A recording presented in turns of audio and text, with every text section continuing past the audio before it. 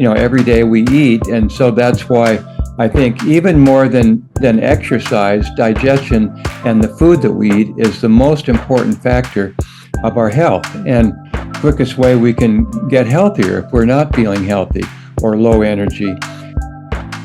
Our microflora produces almost all of our neurotransmitters, 80% of our serotonin, 50% of our dopamine, glutamate. All of these important neurotransmitters are produced by our microflora, not our nervous tissue. So it turns out that our microflora is really, again, so key. And mushrooms fit into that because one thing that our microflora needs to diversify, which is good, and also to encourage the growth of the most beneficial species and suppression of the species that are associated with disease and ailments, turn out to be prebiotic fiber. So I've been microdosing psilocybin mushrooms for all these years, and it did make a huge difference in my life. It opened me up, it gave me more flexibility of mind. It helped me see that who we think we are is really stories that we've gotten from our parents, from our society, from experiences that we've had, and it's not who we really are. As Sadhguru says, now, folks, we can't depend on the politicians. They're the employees of the corporations. And so we have to start taking care of this one. It really struck me. He put his hand on his heart and he said, it's time to take care of this one. That's the only way we're going to get lasting change in this world. And that's the only way we're going to heal.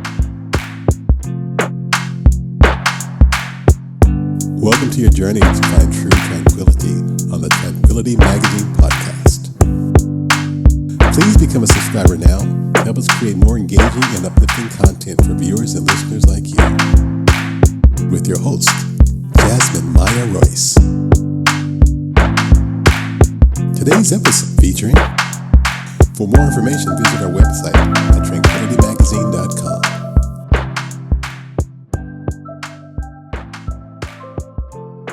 Today, I'm very excited to have Christopher Hobbs, who is a PhD, LAC, and the author of Christopher Hobbs' Medicinal Mushrooms, The Essential Guide. He is an internationally renowned mycologist, herbal clinician, licensed acupuncturist, botanist, and research scientist for over 40 years of experience in herbal medicine. He is an author of over 20 books. He lectured on herbal medicine worldwide, and he has taught at university and medical schools such as UC Berkeley and the National School of Naturopathic Medicine. Thank you very much for your time, Christopher. I'm so delighted to have you. And my first question is always, what is your current mantra or state of mind? My current mantra, I don't really have mantra because I don't like being too fixed on something. My state of mind is always, when people ask me, well, what's your religion or what's your philosophy of life? And then I typically, I used to say my dad was a Buddhist, so I usually say, well, non-religious Buddhism. But now I'm realizing that I'm really more of a Taoist because I really just feel like don't resist life, just go with it. And just, if opportunities come up, you can choose, you can go into it. It's great. If you don't want to, then fine, just keep on going. But don't fight so much. Life isn't this hard. It doesn't have to be hard. Reminds me of Alan Watts and the idea that don't paddle upstream, let the river guide you where you need to go, and don't refuse the current, because otherwise we fight the rhythms and then we miss the points that we can exit and enjoy this ride of life. Wise word, especially from you and your background, because, Buddhists and Taoists believe that nature is our church. So outside, you are representing for appreciation of our natural world. So enlighten us a little bit about your history and how you have taken this journey into a myriad of healing tactics. Well, my grandmother and great-grandmother were herbalists, and my great-grandmother, actually a lady lawyer from New York, and she moved to Montana, left her husband and moved to Montana and became a tarot reader, an astrologer, and herbalist. Wow. And then her daughter became an herbalist, and she went to Paris to study music from a renowned piano teacher and co-founded the Eastman School of Music on the East Coast. So I have music, a lot of music in my background, and herbs. And then on my dad's side, his dad's brother and my dad were both professors of botany. So literally, I didn't have much of a choice, I guess. And I just followed my lineage and fell in love with plants and nature. And they weren't doing medical botany, but when you put my grandmother and my dad together, then that's who I am. I really like the science part of it, and I like the root digging herbalists, the traditions, and the earthy part of being an herbalist, both. Yeah, because you have a multitude of studies, and I guess your life and upbringing were geared that way because you were naturally gifted with people in your family to give you some certain direction and experiences that you already had to kind of guide you down this path. So explain to everyone what is the idea of and the school that you went to for and taught at National School of Naturopathic Medicine and what it is.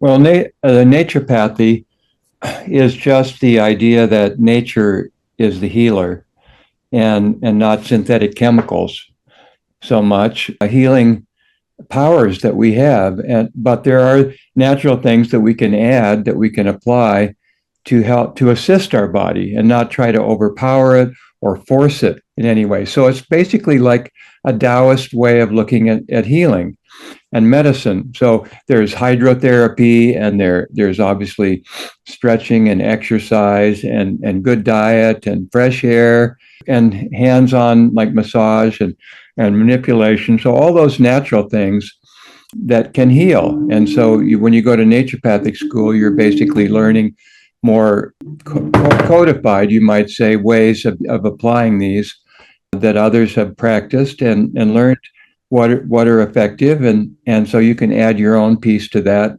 once you graduate. And I'm also a licensed acupuncturist, so I study traditional Chinese medicine. I love the idea of, and they follow the same route, really. Chinese medicine, and especially natural medicine or herbal medicine, acupuncture, is very much predicated on assisting the body healing itself by applying pressure, needles to stimulate energy, movement, and release, and herbal medicine, of course, and diet, and very much with the seasons. So all of these really struck a chord with me because I'm very much a forest kind of guy. I love being in the forest, and that's where I feel most comfortable is really in among the trees and in the forest. Yeah, it makes sense for your journey into mycology because you need forests for the most part, which I know that you need it for mushrooms and finding mushrooms because the shade Yeah. and how they bond with trees and connection for their network, so to speak. Right. Absolutely. And so it makes sense that you love the forest. And so going back to what you mentioned about traditional Chinese medicine, because they have more abstract ways of looking at herbal remedies than like a traditional herbalist, so to speak.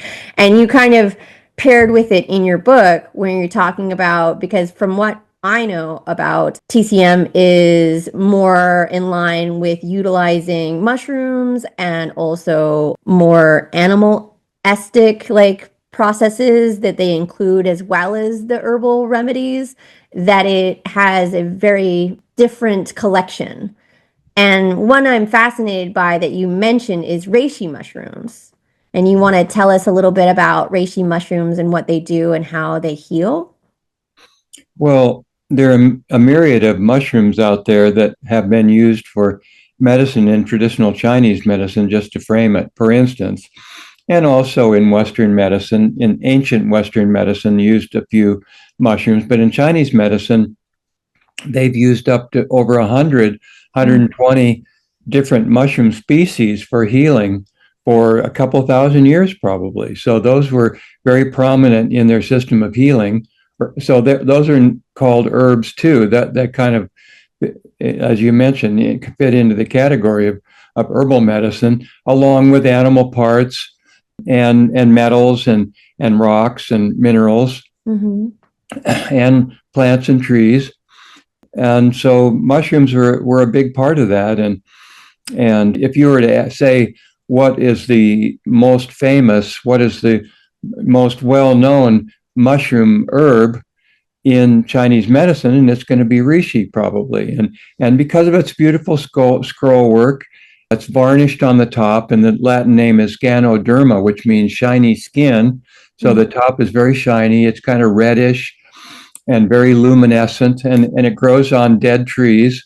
Typically, its mycelium is going out into the tree and recycling it and turning the carbon, releasing the carbon for other creatures to use and energy. So it is a very important part of the forest ecology. But and the ancients thought that if you wanted to pick reishi, they revered reishi as longevity medicine first and foremost. And so it was said in the greatest herb book, which is called the Pansao under reishi, that sages would go up and meditate, and you have to purify yourself first before reishi would reveal itself. It was said that the ancients would fast and pray, and then they'd go up in the mountains, and then they'd cut the fresh reishi if they were fortunate enough to find one, and then they would eat it fresh right away.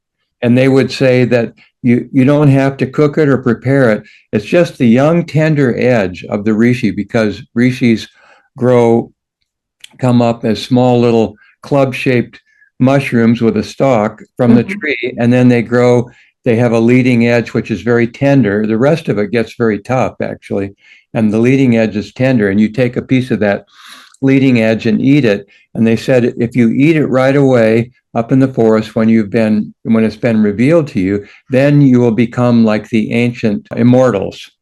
That was something that was written down probably 2,000 years ago. And so now, fast forward to today, reishi has so much research on it for longevity, because it is strong anti-inflammatory, immune boosting, which, as we get older, we tend to have more out of control inflammation, which underlies a lot of different diseases, diabetes, and even cancer, and even psychological ailments are all predicated on this underlying inflammatory condition. So reishi is known to be a very good anti-inflammatory to help moderate that. And also it's an immune booster. That's one of the best things that it's known for, is boosting immunity while at the same time modulating and moderating inflammation, which is part of immunity, but it has this dual action where it can lower inflammation and it can increase the activity of our immune system and help a better functioning and better communication in its parts of the immune system. So we can fight disease, we can fight cancer better, and it's a kind of a protection for us. Yeah. And you can see why they revered it, if it really truly had all those characteristics. And looking at modern medicine, there are many laboratory studies and even some clinical trials that show that they do have these actions that they can demonstrate biochemically and pharmacologically. So it's pretty cool. Yeah, I always think like mushrooms are a true gift in so many ways and have so much history behind it that people discovered before. And I wonder what you said kind of about the reishi mushroom and like diabetes as an example. And like most people are on a element that was created from an herbal constitution to create like something like metformin that I've spoken about before. But in the idea that how do mushrooms, like viewing it as in a mycology standpoint, when you're healing or working with mushrooms for other people with your background, what are your suggestions about mushrooms and utilizing them for their healing properties, and maybe how they react or don't react to all the other medications that someone is on? Yes. Well, first and foremost, when you think about mushrooms for healing and for health and for medicine, number one principle is that they are a food medicine. They're not a drug. So that's the most important foundational concept, is that people have used them and eaten them. Even turkey tail, even reishi are nutritious. They have protein, they have fatty acids, they have tons of trace minerals like iron, copper, and zinc. They have B vitamins.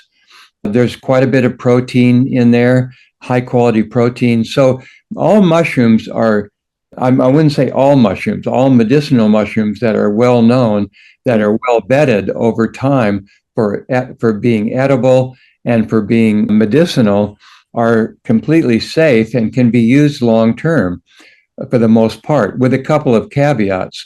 Number one, obviously, there are some dangerous mushrooms out there in the environment. So always make sure you know what you're picking. Mm-hmm. If it's a reishi, now reishi is a polypore, which is a mushroom that has pores on the bottom. It's usually kind of hard and leathery and grows on trees or wood, typically. Most of those, if not all, well, almost all of them are safe to use and safe to eat. And you can even turn them into a food powder by putting them in a pressure cooker, even though they're very tough. Put them into a pressure cooker, break it down a bit, and then blend it up until it's a smoothie consistency. Put it in the fruit leather trays of a dehydrator, dehydrate it, pull the wafers out, and then powder those and get like a reishi powder. And in that case, you can actually add it to your soups. You can put it in a stir fry. You can put it in your matcha drink, which I do, and it's very useful that way. But all mushrooms are not safe. Some of them, if you pick in the wild, are not safe. But typically, it's very, very rare to find a mushroom in the store. Even a store like the Berkeley Bowl in Berkeley has huge aisles of mushrooms. I mean, it's like a delight if you want to go in there, and there's lion's mane and there's mushrooms from all wood ear from all over the world. So it's really fun. And also Monterey Market. Those are the two places that really have a lot of mushrooms. But local stores everywhere really are starting to have a broader variety of mushrooms other than the button mushroom, especially shiitake. But so that's the foundational, point, is that you can, if you're taking blood thinners, if you're doing chemotherapy, there are plenty of studies that show that mushrooms are safe to use along with these medications. And of course, I always have another foundational way of saying how to go into it, and that is go low and go slow. So always start out with a gram or two of the powder or a gram or two of the mushroom. If you're eating them, like shiitake is very medicinal, lion's mane is very medicinal, maitake, a lot of these wood ear, a lot of those mushrooms are edible and delicious, and they're also medicinal. Yeah. Have health-giving properties. I think when I was going on my own health journey and I was exploring more, because I had some knowledge, but I was learning about mushrooms because I didn't know that much. And because of something that happened to me, I was gearing towards using something like lion's mane. And I was already on pharmaceutical medications to heal with a TBI, which is a traumatic brain injury. And that understanding is how to have cognitive awareness and some elements to help with my memory. And I had asked like so many actual registered doctors about utilizing lion's mane and if it had an effect on my medication that I was already on, and no one would answer it for me. So I started my own journey on lion's mane and discovering about its utilization and how it worked with the medication I was already on, which it was nice enough that I was able to get off the medication. So in that, because I think lion's mane you can expand upon it for everyone to understand for the memory properties that it provides and its history. Well, lion's mane is very, very popular in throughout China. So millions of people use it daily, probably for a health supplement, and not only for supposed, just general health benefits, anti-aging, memory support, neurological support. It's studied and known for those uses, but also for the stomach. It's very widely used if you have heartburn or gastritis or ulcers. It's very widely used as a supplement to help heal that or to prevent that. So that's something that isn't often talked about with lion's mane, but that's a very common use throughout Asia, and probably millions of people are using it that way as a powder, just adding it. So if you're under stress, you're feeling, heartburn or some stomach problems, lion's mane is a very important supplement that you could take daily. And it's very, very safe to take. I don't know of any contraindications. And there are some clinical trials, small ones so far, about helping with mood, depression, and anxiety. These are small preliminary studies, but it is used for many purposes throughout China and other parts of Asia, just as a general health supplement. Yeah, I think it's truly it's like you were mentioning the Berkeley Bowl, that I could find it and could look at it, because in my experience, I haven't seen lion's mane grow wild in California as far as I know, because I haven't been deep in a forest, and It maybe, does grow here. It grows on oaks. but I've not been lucky enough to see it, places to find it. I'm sure you're more versed in that and have experience on where and how to find it. You need more rain. You need more rain. It grows when there's a lot of rain, it'll come out. Yeah, but I think it was enlightening to find it and then to utilize it and to experience that. But going back to what you meant about gut, I always think that for me, gut health is the circuit of all ailments, or the root of a lot of things that are disrupting our system. Maybe I am wrong, but in my understanding, that I always think that the gut is part of a lot of things that we could renovate, heal, and do better with. So what are other mushrooms that you would suggest for helping with the gut and your digestive system? Well, I think you've definitely hit on something that's true, and that is our gut is our foundation. It's really the foundation of health.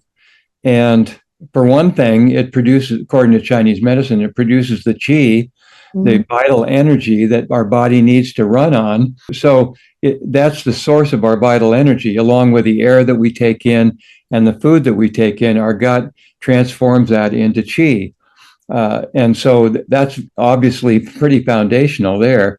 We wouldn't be able to survive without that. And that's why diet is so important. We're eating, every day we eat. And so that's why I think even more than exercise, digestion and the food that we eat is the most important factor of our health, and quickest way we can get healthier if we're not feeling healthy or low energy. And so that's on one side, according to Chinese medicine, but we also know that our gut has a superhighway to our brain and our mood and our cognition. So there's this superhighway between our mind and our brain and our gut. And so there's a total coordination, there's a total communication going on there. And so, of course, whatever we eat is going to affect our mood, our cognition, our memory. And then besides that, it turns out that our heart has a very close connection with our brain. It actually has cardiac cells in our heart that are very much like our heart, or they're brain cells, or neurological cells in our heart. And so there's this communication going on between our heart and our mind. So literally, and I think we know that if something really dramatic happens, we feel like it affects our heart. Yeah. Our digestion is central, and it's been proven to be so. And then there's one more piece to that where mushrooms fit in, and that is our microflora. So it turns out that in our lower gut, we have this incredible microflora, this mixture of all kinds of bacteria, yeast, and even some fungi, and even trillions of viruses inside the bacteria, which regulate our bacterial mix and diversity. This is central to our health, our mood, cognition, immunity. Pretty much everything is what we're finding out. Weight, they can show that if we have a tendency towards obesity, that there really is a type of microflora that they can actually identify that, okay, this really predisposes someone to gain weight rapidly, or this is a type of microbiome which tends to, be a person who could eat anything and not gain any weight. So our microflora really has, like me, for which I'm grateful for. So it turns out that our microflora is really, again, so key. And mushrooms fit into that because one thing that our microflora needs to diversify, which is good, and also to encourage the growth of the most beneficial species and suppression of the species that are associated with disease and ailments, turn out to be prebiotic fiber. And prebiotic fiber simply means that fiber from plants or mushrooms that, and animal products, by the way, have zero fiber. So if you have a high meat animal products diet, you're going to be getting less fiber, prebiotic fiber. And if also, it's obvious that processed food has very little prebiotic fiber. So if you have a diet that's high in animal products, fish and meat and eggs and dairy, and you also eat a lot of processed food, well, that's a prescription for getting sick. It really is. And there's so much research behind that. Now, the single most important thing we can do to improve our health is just increase our prebiotic fiber, high quality prebiotic fiber. And prebiotic fiber means that it doesn't digest in the upper gut. It's complex, it's cell walls, and it's very complex. And so we can't digest it up here. It's like cellulose in plants. We cannot digest cellulose. It's a glucose polymer. And on the other hand, if the glucose is put together in an opposite way, it's starch. So we can digest that and we can burn that in the upper gut. But we want more starch, more fiber, and it means that it won't digest here. It makes it all the way down to our lower gut, and then our microflora can ferment that and use that for food, and then get all the benefits, which is stronger immunity, mood, cognition. Our microflora produces almost all of our neurotransmitters, 80% of our serotonin, 50% of our dopamine, glutamate. All of these important neurotransmitters are produced by our microflora, not our nervous tissue. And so the average person gets about 15 grams of high quality prebiotic fiber per day. 15 grams. Wow. The government recommends 25 grams a day. And if you're on a traditional diet, like in Japan, the longest lived people on the planet, I've just recently read several articles on Japanese culture and longevity. Well, it turns out that their fiber content in their diet is like 45 or so to 60 grams a day of prebiotic fiber. So that's the single most important thing you can do to be healthier, is simply keep a prebiotic fiber diet. Study prebiotic fiber, go on ChatGPT or whatever, or if you're old fashioned, get some books out. And just say, what is the best prebiotic fiber? You can ask ChatGPT, what are the best prebiotic and the healthiest prebiotic fibers out there, highest quality, and give me a chart. I'm or whatever. And I'm trying to up my fiber game, and I've got these symptoms. It's our advisor. It really is. And it's free to use.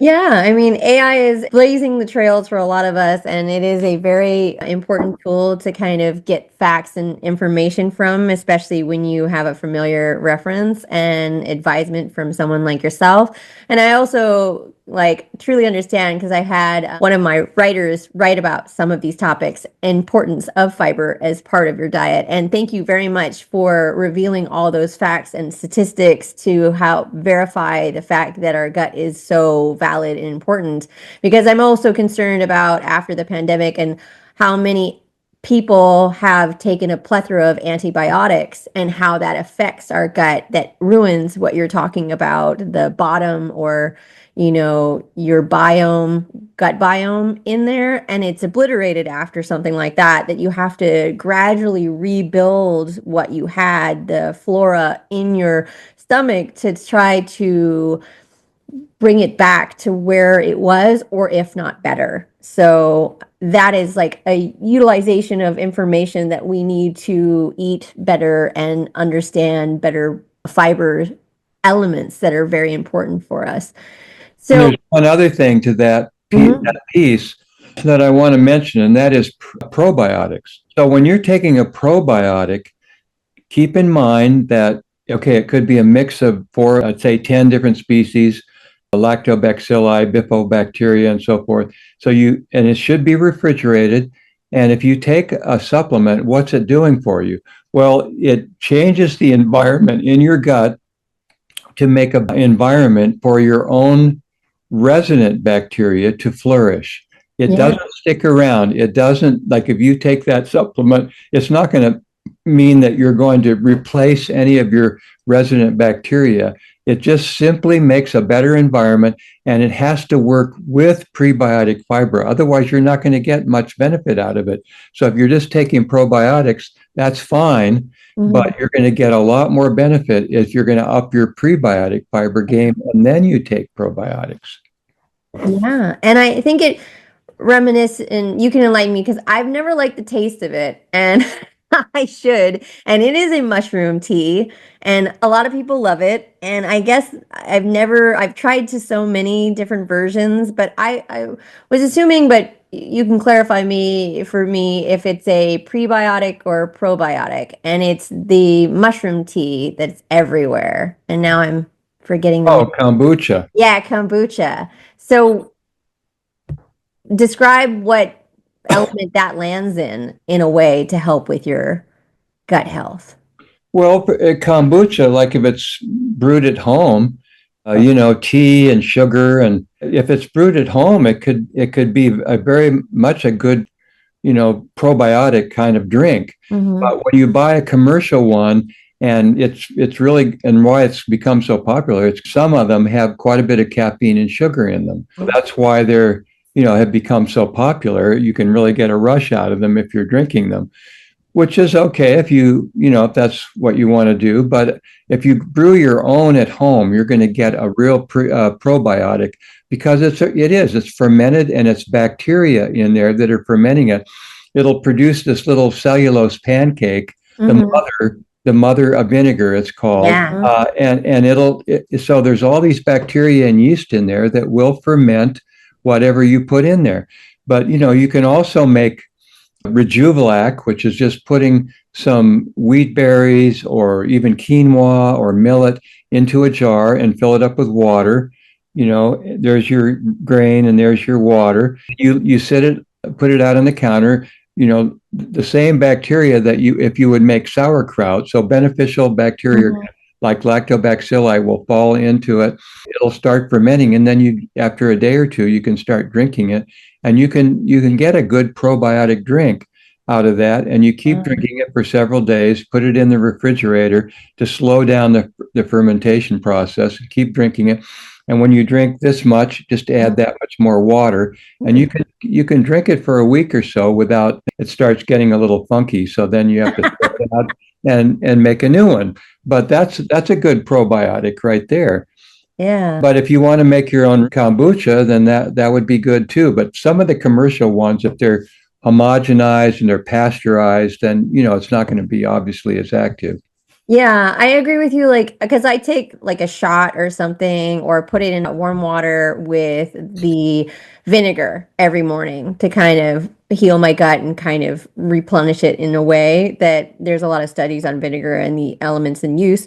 But I've never liked the kombucha, and I believe I'm trying to resist the sugar. Like, I don't want to drink that much sugar, and I don't drink sugar drinks. I don't drink anything like that. So I have a sugar tendency that I love sugar.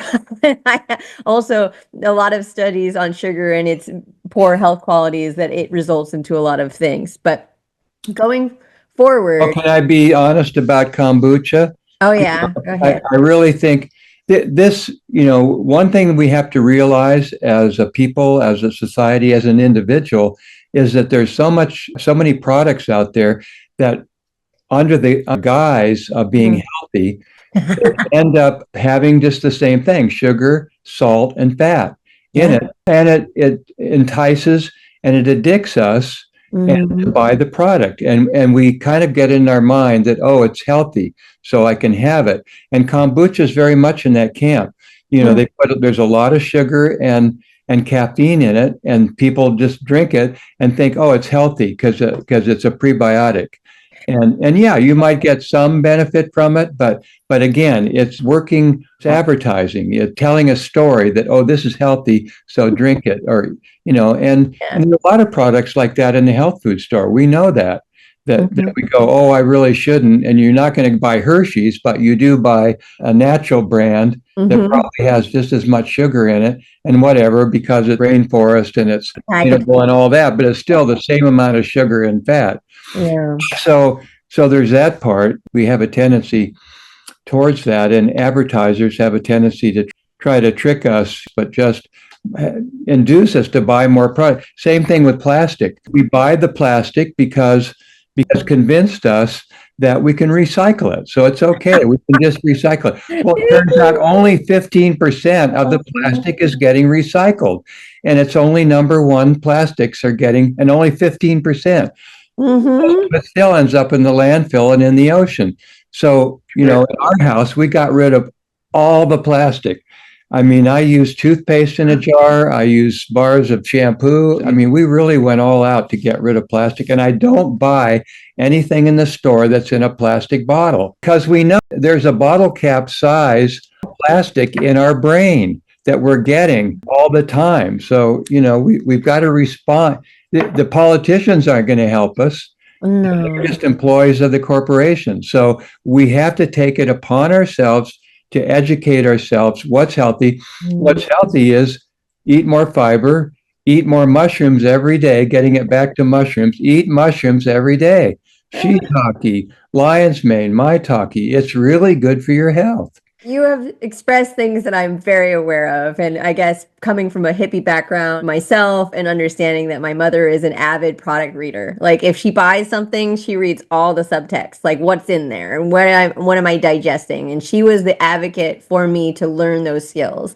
And then the understanding that I lived abroad for a time and all our marketing is very much American, like our phrasing and our terms for things are by brands. Like Plasters is the name for Band-Aids, where Band-Aids is the brand. Scotch tape is our version because it's a brand, and then it is called a sellotape. So like the words for things being American is very different from being somewhere else in the world that still speaks English, but they just have different terms for the actual item because our marketing is so strong here that it's hard for us to break away from our understandings.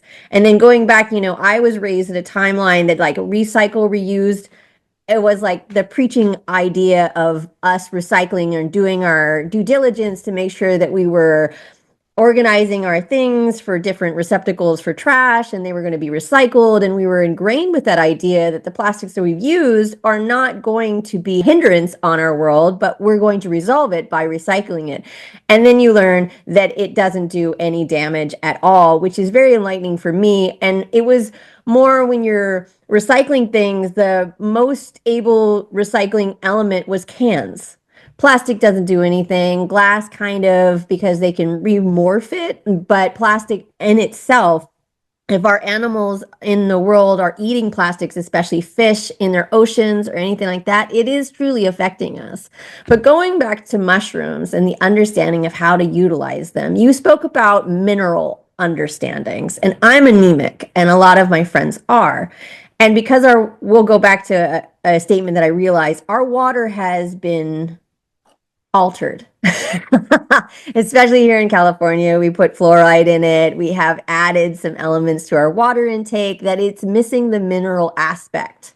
And this is why a lot of people, in my knowledge, are depleted of mineral resources that normally would come from our water intake. What is any mushrooms that you can think of that help with the mineral element for us to digest to help with something like that? Well, all mushrooms are very high in trace minerals. So zinc, copper, iron, they're very high in those, and they pull them, out of the environment. And so eating more mushrooms every day is going to definitely add those trace minerals into our diet. Now, mushrooms have a really high level of phosphorus and potassium, but low calcium and magnesium. That's why I almost always cook mushrooms with greens. So we stir fry shiitake or whatever mushroom, and we stir fry it with broccoli and with dark greens, kale, chard, spinach, mustard greens. We always stir fry it with greens and something green because they are really high in calcium and magnesium. And nuts and seeds are very high. So we often will chop up almonds or whatever and put that in the stir fry as well. So that's the only thing that mushrooms are really missing in the mineral world is calcium and magnesium. But every other mineral they're very, very high in. It's important to now you're educating all of us to incorporate more mushrooms into our diets. And you do have a whole section about, how to preserve mushrooms and how to keep them and also how to make tinctures out of them. So give an example. If I found turkey tail, how would you suggest preserving a mushroom like that? Turkey tail, reishi, some of the other big heavy conchs. People say, well, a turkey tail is edible. They ask me that all the time. And, they're very tough and leathery. So they say, are turkey tails edible? Well, yeah, they're not tender. You're not going to just throw them in a salad, and have some turkey tails in your salad. You got to cook them well. You got to cook them really well. And most mushrooms do need cooking, but especially polypores like turkey tail or reishi, because they're really, really tough. There's chitin in there, which is in crab shells. There's beta glucans, which are the main immunomodulating compound in mushrooms that all mushrooms have, all fungi have. So they have to be well cooked. Shiitake is very easy to cook, and you can just, our method is to put it into a porcelain green nonstick pan, a little tiny bit of water, some olive oil, and just cut them up, not too thin, fairly thick, and put the top on, and just steam fry those basically until they're tender. Only takes about 10 minutes. That concept, I'm just a big advocate of adding more mushrooms to the diet, fresh mushrooms. But you're right, making a powder is also very, very effective way, or buying powders. That gets into products, which is kind of a can of worms. But if you want to make your own powder, I tell how to do it in my book, step by step, with pictures. And you simply take the turkey tail, put it in a pressure cooker. You can just boil it if you want. If you don't have a pressure cooker, you can boil it for like an hour. You can simmer it for an hour with the lid on and cook it that way. But you're better off putting in a pressure cooker, because a pressure cooker increases the temperature and the pressure, because when you're boiling mushrooms, you can't go over the boiling point, 212 Fahrenheit or 100 degrees centigrade, because the rest, it goes off as steam. When you put it in a pressure cooker, then the pressure and the temperature goes way up, and that forces it into the mushroom, those dense fibers, and breaks them down so that they can become more bioavailable and much better prebiotic fiber. They still aren't going to digest in the upper gut because they're very highly branched. They're complexed with chitin, which is a polymer in the cell wall of mushrooms that cannot be digested, period. But it will break it down to a certain extent so that it releases and open up those cells so that it releases all the beneficial nutrition and also the phenolics, which are anti-inflammatory, antioxidant, and the terpenes, which can affect the nervous system and have other beneficial effects. So that's going to make that all open up and be bioavailable. So to preserve it long term, put it in the pressure cooker, break it down, put it on for like a half an hour, 40 minutes in the pressure cooker on high, keep warm off. It'll take about an hour to go through its cycle. You can open up the top, put about this much mushrooms and about maybe twice as much water in there. And when it's cooked, then you can just let it cool down, put that in your Vitamix, preferably, or your blender, blend it up or Vitamix it until it's broken down into a smoothie-like consistency. And then you're going to take your fruit leather trays of a food dehydrator. And by the way, dehydrating is a very good way to preserve herbs and food, like apples or pears, or you got pear tree, apple tree. Well, make dried apples, make dried pears or peaches. Those last a long time and they're delicious. But herbs also, put your basil in there, turn it on, make sure to get a food dehydrator with trays that stack, and then you can turn the temperature down if you're dehydrating herbs or basil, because they have essential oils. Turn it down to about 85, 90 degrees, and that'll dry your basil quickly. And you can put it in airtight jars and keep that, make your own oregano, dried oregano. So they're very useful. But you can take that mushroom smoothie and put it into the fruit leather trays of your food dehydrator, which are nylon inserts, and dry it at about 100 degrees, 110 degrees. And because there's no volatile oils in there to worry about losing. And then once you get that dried wafer, just break it up and put it in your coffee grinder and grind it up to a powder, a fine powder. And then you've got your instant mushroom, instant turkey tail. You can put that in soups, and you can put it, and 1 teaspoon is 3 grams. That's a good dose. If you really want a strong mushroom dose, that's gonna be about 3 grams or a teaspoon. Put that in your drink, like your matcha in the morning, or whatever drink you have. You can put it in soups and mix it in a couple spoonfuls, and it really is going to fortify and boost your the medicinal qualities and nutrition of your food. It's going to become a medicinal food, and you can store that for up to 3 years. But if you don't have time for that, but just keep in mind, a bag of say a 4-ounce bag or even a 2-ounce bag of mushroom powder, turkey tail powder, is going to cost you $30. Yeah. So it's pretty expensive, and you don't know for sure if you're getting a lot of starch in your powder, because most mushrooms in the United States are grown on brown rice or other grains. They're cultivated, and when they're harvested, all the brown rice, and there's still a lot of brown rice in there.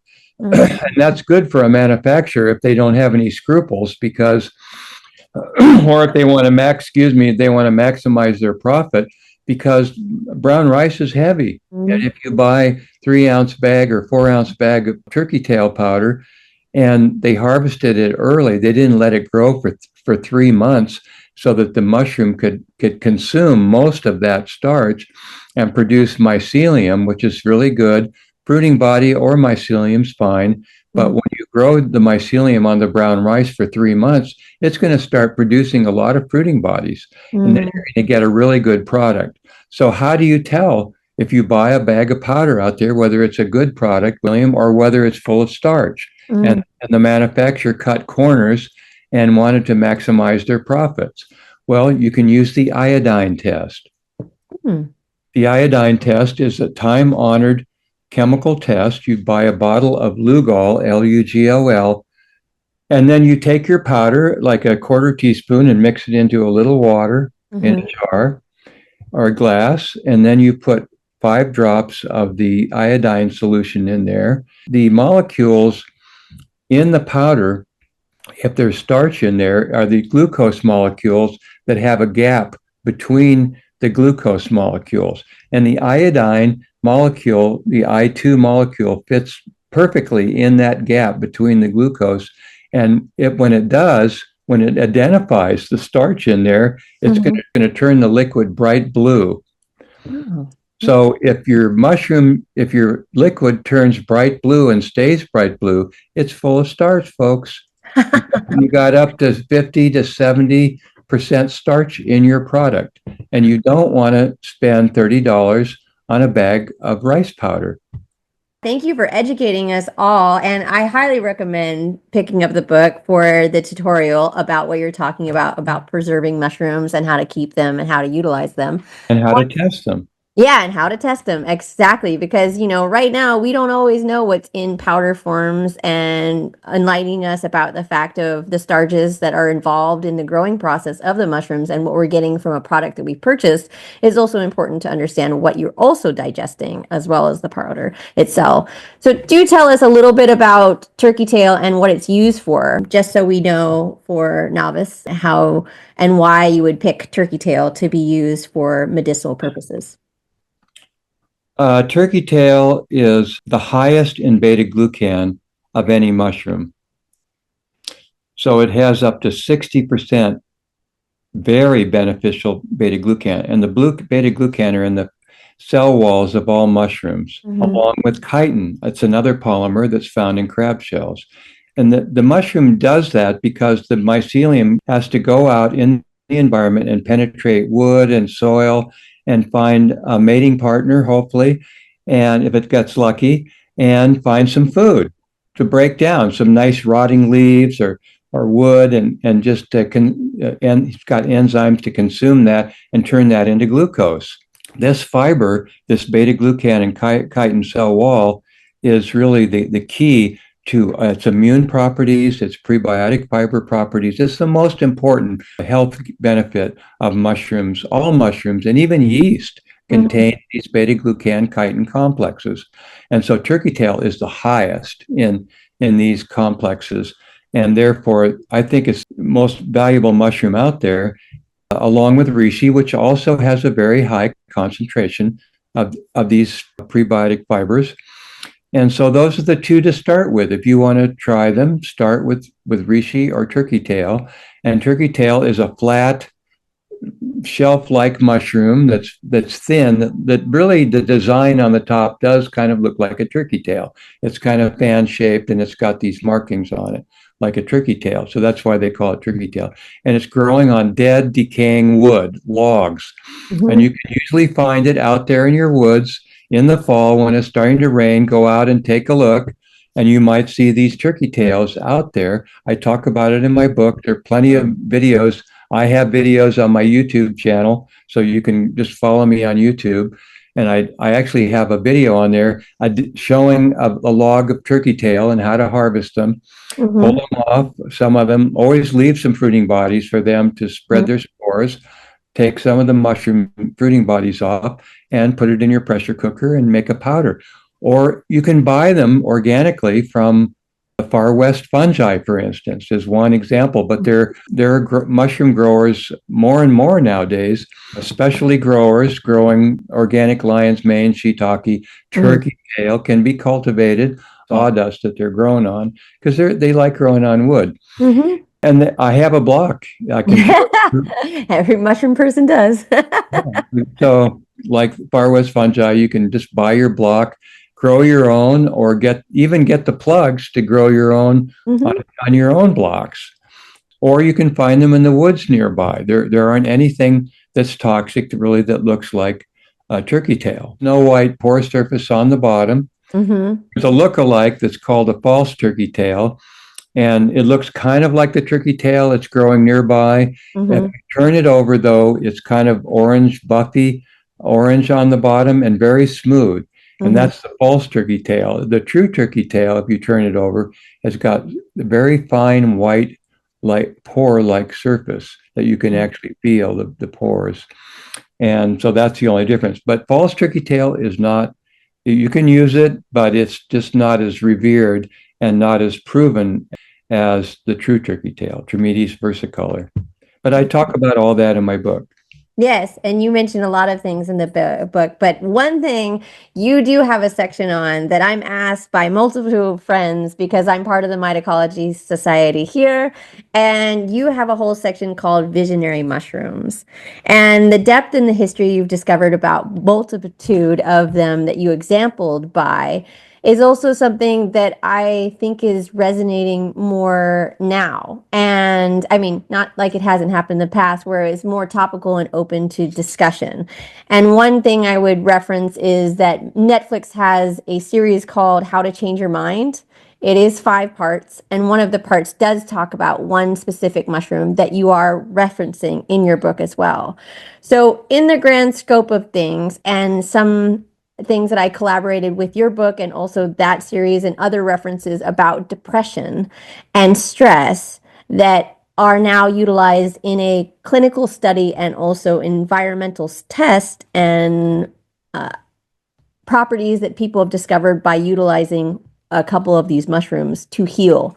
What is your background and your understanding about how to facilitate or what they are about in your background of knowledge? I'm a graduate from the California Institute of Integral Studies psychedelic science course. So I have that background, but also I started microdosing psilocybin and picking them on the Oregon coast a very long time ago in the late 70s. So I've been microdosing psilocybin mushrooms for all these years, and it did make a huge difference in my life. It opened me up. It gave me more flexibility of mind. It helped me see that much of who we think we are is really stories that we've gotten from our parents, from our society, from experiences that we've had, and it's not who we really are. And we don't have to get stuck in these stories like I'm not a good person, or I'm not worthy, or just the anger or resentment or whatever it is. These stories, oh, why did they do that to me? And all these stories that we have, that's not really who we are. And it's much greater than that. And so the psilocybin, it does, even microdosing can have a beneficial effect on our mind, on our cognition, on our mind flexibility, on our brain's immune system. It's been well shown that psilocybin can have an effect on our brain's immune system, which takes care of our neurons. It actually takes care of and is surrounding our brain neurons, palisade cells, they're surrounding them, and it makes sure they have enough energy and glucose, make sure that the waste products are removed, make sure that the neurons are maintained in a healthy state. Well, it turns out that psilocybin can help enhance the activity and the support of our glial cells, which are brain's immune system, and more. They really do have a lot of proven benefits. Now, the caveat is that this is in larger doses, not necessarily microdoses. So we still don't know scientifically how much effect a microdose can have. There have been some small studies that show microdosing can be beneficial, but when you look at the clinical studies, these are in a controlled situation in the clinic, and they use a significant dose so that you're going to have, what you might call a very powerful spiritual experience. And people that do report having the most amazing divine spiritual experience of their lives, even they tend to have the most beneficial and lasting effects. For instance, for quitting smoking, quitting opioids, for other types of addictions, for depression and anxiety, mood disorders, PTSD, these types of for existential anxiety of a cancer diagnosis, all of these types of things, people that have a very powerful and moving spiritual experience have better and lasting effects from the psilocybin in clinical trials that are somewhat controlled. Yes. And microdosing is just starting out to have more studies, but I can tell you from personal experience that microdosing 150 to say 300 milligrams of dried mushroom, or nowadays there are plenty of chocolates out there, you can get a standardized chocolate. And this was traditional, using psilocybin with chocolate is a more traditional Aztec way of using, and it was used by the Aztecs for shamanistic purposes. And for healing purposes. So I can tell you that I have a long history of use of microdosing, and I feel that it has had very beneficial effects on my cognition, memory, and just loosening me up and showing me that these stories that I have are not really who I am. That has been, I can say, it was a major turning point in my life back then, and it continues to be a very powerful teacher and guide. I love the section that you've created for some reference to a historical understanding of psilocybin as well as Amanita muscaria, and it has had a resurgence as well, and I know some of the history from that because it's part of my lineage as well and our history. But I also understand that mushrooms can be a true healing tactic, and what you were saying, in a controlled environment. And there's a lot of those, especially in Oregon, where it's now legalized, that they're using this substance as a not clinical trial, but they do have therapeutical places that do actually work with somebody specifically as a guide and trial, like you would go back and reference some kind of ceremony to have these, immense enlightening experiences. I never advise anyone to take anything without awareness and not to research anything. You can welcome to research, but don't go flying full in without figuring out. I always say calm environment in a calm, stable place that you and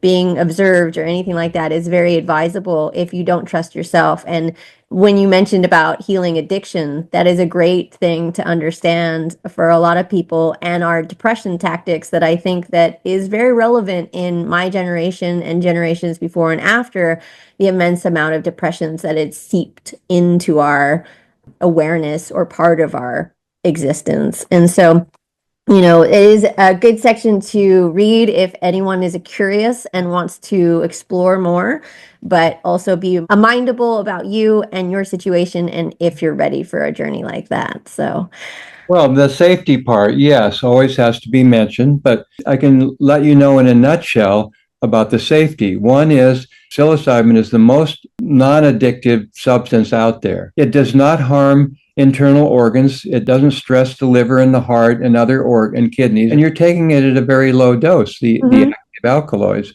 So these are all really good things. Now, as far as, changing your mind, yes, this can be scary.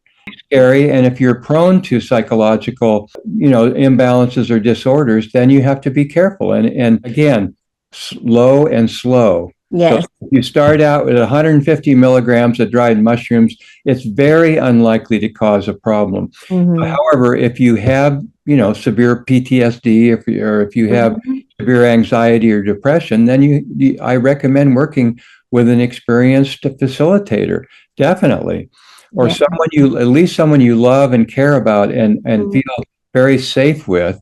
And again, you're starting low, you're starting 150, 300, and inviting it in and seeing how it works, and then go up to maybe 400 or 500 milligrams and see what that's like, and then go up to a gram. And then if you want to do a therapeutic journey, a stronger journey, then you can go up to 3 grams or 4 grams. But again, it's always good in that case. Always remember, set and setting is so vital, as you mentioned.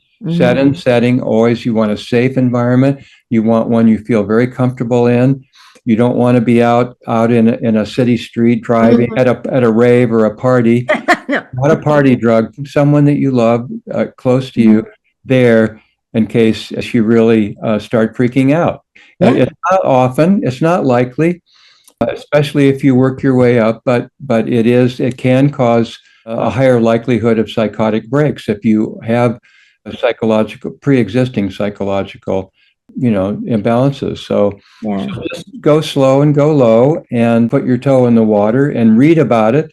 Read the trials, read my book chapter, share some of my experience. Yeah, I think it's an important tool that we've forgotten and also want to understand, but I've witnessed it exactly what you say. It is the environment. It's also about the connection of whom you're taking on this journey, that you trust and you have a good connection and you have support in a way that you need to ground out, as I would say, or have some foundational building structure that you are able to be vulnerable and expose all your depths of emotions and understandings that come through from a journey like that. I wouldn't suggest doing it solo if you've never done it before. And if it's a full dose rather than a microdosing. And microdosing is now got on the scene a lot. Exactly what you said. I wouldn't recommend having something like that in a party or a bar or anything like that, because all those stimulations from noise and lights and TV. Very distracting, first of all, and then it could be scary, but it's very distracting. I mean, we're doing inner work. Yeah. This is a sacred medicine, and I think it's very useful to look at it as a sacred medicine. Even having some gratitude ceremony before, saying, and really, what are you grateful for? Bring in some of your allies. Like for me, it's like plants and nature, and so bringing in your allies and having gratitude and having someone that you trust and love, all of those things in preparation. This is going to be a lot more powerful and transformative experience for you rather than just popping it or getting some and eating it, without really preparing. So preparing is very important. And then after, integration. So really realizing what the messages are that you got, and in the experiences and the visions, what did you receive? And really look at that carefully. Take a day or two off, even if you can, and really contemplate in nature. Counseling, if you have a trusted counselor or friend. All of these things are very, very important. So it's a process. It's not just you're eating some mushrooms. So that's what I would really recommend as a sacred medicine. And what I find is, just one more thing, is that when it gets scary is usually when we're disassociated from who we really are. We feel uncomfortable in ourselves. So there are these things that we pushed aside because we know that's not right. We know it's not us. We know that we're putting on a front, or we're acting trying to please, or try to, whatever it is. We know it's not us. When we hold those authenticity, when we know that we're not being authentic in ourselves and we're hiding those things, that's when it gets scary, because suddenly our cover is blown. True. And that's really scary. So that's a time to look at those, and when those are resolved, our life is going to be so much happier and so much better. It's true that I term it as a vision quest. So in that journey, to be aware and understand what you're going to flow with. And also, I would say, when you started off with gratitude, meditation is one breathing tactic that you can flow through what you're experiencing to get your foundation back if you need it. But also understanding that we all wear masks, like different styling of what we want other people to interpret us as, and what we thought or want to be in like life environment. And when you do something like that, you have no mask anymore, no protection, and unshielded by your true transparency to who you actually are, and to try to embrace that person inside of you to make it shine brighter. And so always recommend safety first, and understanding you and your mental state before you go on something like that, and find them exactly what you said, right? Environment, gratitude, and just find your balance in a journey to expose who you actually are and what you are here for sometimes. So I always have two last questions. My first one is, what is the best advice you've ever received? Well, those types of questions are difficult for me, because I've received so much good advice in my life. I didn't always take it, obviously, but I think, I early on, my dad was a Buddhist, so he took us to see Krishnamurti because we lived, the great Indian teacher. He took us to see him when I was 10 years old, and I was very struck by him. And he said some very important things. I remember him saying that, I'm not a teacher. I'm not teaching. Don't follow me. Look within for the answers, but don't follow me as a guru, because they tried to put him up as the great teacher. Yeah. He said, don't follow me. I'm not the great teacher. I'm just the speaker. And look within. Look within for the answers, not looking to all these teachers and guides and gurus, but look within. I think it's so important to understand, what he was imparting, in a way that humble nature is one of true guidance, that you're just the voice of something that but you're not the true deep awareness that you can find within yourself, and trying to tap into who you are and being the guide for your own journey. And everybody's journey is different and has different experiences truly for them and their situations to learn and grow by, and how to evolve better to be a better version of ourselves. Yeah. So, and as Sadhguru says, now, folks, we can't depend on the politicians. They're the employees of the corporations. And so we have to start taking care of this one. It really struck me. He put his hand on his heart and he said, it's time to take care of this one.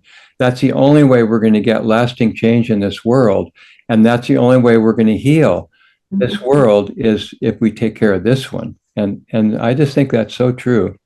So amazing to process that in a way that is elevating, that our energy is impacting the overall oneness of humanity, and how we touch in and tap into our own energetics and our own abilities, and how we collaborate with the world that we're in, and how to change or how to evolve humanity to be a better nurturer of our nature, or take we have possession of a world that we all live in. So how are we going to do better by it? And our, skills and our abilities, and also our vibration, and how that's going to affect each and every one of us inside of this world that we all inhabit. But so my last question is always, what is the best takeaway from the hardest lesson you've ever learned in your life? Well, there are probably a number of things, but Mhm. certainly one of the most is in creating partnerships with people and having a relationship, a long-term love relationship, family relationship, finding a partner. It's very important to understand that when we get together with someone, we're maybe immediately attracted to them. Mhm. We may feel sexual, energy with them. We might feel just very attracted, animus anima. So we jump in and we get married, and then we have kids. Then we have finances and all these other things that happen. And you know what? We didn't really take time to get to know the person, and we didn't take time to understand that this person, and also us, the representatives, we're the current representatives of a lineage, Mhm. a whole lineage that holds all of this unconscious content, that all of these characteristics and all of these habits and all of the trauma, early trauma, and all of these other things. And Mhm. so we're not marrying just a person that looks really great and has a nice smile and we feel like we want to have kids with. We're not just marrying that. We're marrying this entire lineage that Mhm. goes way back of powerful unconscious content, maybe early childhood trauma. And Mhm. unless we get to know this person and we get to know their parent and look at their parents and Mhm. see what they're going to turn out to be and look at what am I going to be compatible with? I'm an extrovert, they're an introvert. Is Yeah. it going to be a good fit? I like to do, this is what I love, the deep things that I love to do, and they don't like to do any of those things.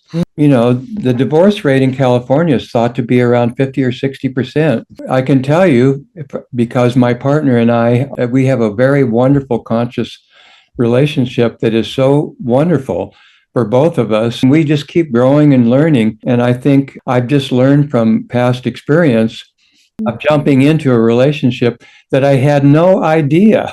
Yeah. I had no idea what I was getting into, except the woman that I was getting together with and having a child with was incredibly good looking, had a lot of skills, like a great musician, very bright, and I just was really attracted to all of that. And then it turned out, wow, I didn't know about all this early trauma and Yeah. other things that came along with it. So that's a really powerful lesson that I've had to learn several times, I'm afraid, until I got to the place where now we took a long time before we decided to be lovers or Mhm. before we really made a commitment to each other. We took quite a while. And it was a very conscious process. And this is the best relationship of my life for sure. And we both are very dedicated to each other's growth. And it can be a very conscious process. So I think that was some hard lessons for me. Mm. I truly impart the wisdom that you just shared with all of us, because relationships are like a navigation. They're mirrors for us. They're, our ideas. Expectations is a dangerous thing, but also you're not marrying the person or the idea of the person. That's a true lineage that's generational. And we harbor all the imprint from everyone becomes before us, and all their imprint in our DNA factor, that they've done studies on that. But also understanding connection and bonding, because it is some testing courses of difficulties and other things that are so amazing to learn, but also to be open of. It takes time, in my understanding, to get to the point where you can find someone that is, because you find you, the best version of yourself in order to mirror someone else that truly defines or gets you. So congratulations on your partnership, and thank you for reminding us all about the importance of connection and choosing wisely and understanding the people they are before we have all those other things that we like the look of, and they're pretty and they're fun and all those things, because the true depth of the person is what you should and what you would suggest to do and love the most, rather than the other external aspects. But Well, one of my early teachers told me, remember, when you get together with someone, you take on all their karma. yes. And I didn't really understand that for a long time, but I really do understand it now. Yes, you are very right that I've done a lot of studies on this myself in my own inner journey, and like disconnecting my energy from some that we had a nice life together, but it's not forever. And I learned a lot from you, and I hope you learned a lot from me, but I don't think we would be a match going forward, because my evolution, you're not ready for that direction, and that's okay, because I'm probably not ready for their direction as well. So understanding who you are inside of those connections and who you bond with, so important. And thank you for gracing us for that information, and also all your information on the medicinal properties of mushrooms. I highly advise picking up the book and checking out Christopher Hobbs' whole YouTube channel that will be linked in the bio, as well as his website, so you can buy the book and check out all his tutelage on YouTube and other aspects, so you can learn about mushrooms better and explore for your health and well-being. And thank you so much, Christopher, for your time today. My pleasure. Thank you, Jasmine.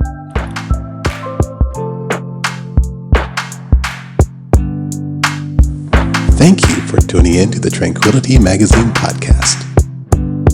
Please take a moment to become a subscriber. We are here to help you with your body, mind, and spirit. We want to thank our team for helping create every episode and content at tranquilitymagazine.com.